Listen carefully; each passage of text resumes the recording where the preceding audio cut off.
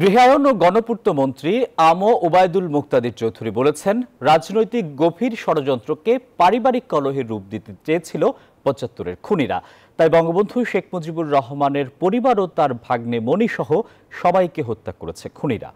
ঢাকা জেলা আওয়ামী লীগ কার্যালয়ে বঙ্গবন্ধু শেখ মুজিবুর রহমানের দ্বিতীয় পুত্র শেখ জামালের ৭১তম জন্মদিনে বক্তারা আরও বলেন, স্মার্ট বাংলাদেশ গঠনে আজকের তরুণদের সঠিক শিক্ষা নিয়ে গড়ে উঠতে হবে। নতুন কোনো ষড়যন্ত্র যেন দেশকে পিছিয়ে দিতে না পারে সেদিকে সজাগ দৃষ্টি রাখারও আহ্বান জানান বক্তারা। এইটার পেছনে যে তাদের রাজনৈতিক কত গভীর ষড়যন্ত্র ছিল সেইটা যাতে মানুষ বুঝতে না পারে সেই জন্য এটা করেছিল। এইটার পেছনে যে বাংলাদেশের স্বাধীনতাকে, বাংলাদেশের মুক্তিযুদ্ধকে নস্যাৎ করার একটা চক্রান্ত ছিল সেইটা যাতে মানুষ না বুঝতে পারে এই জন্য এইভাবে হত্যাকাণ্ডটা হয়েছিল। না হয় শেখ রাসেলকে হত্যা করার কি কারণ থাকতে পারে?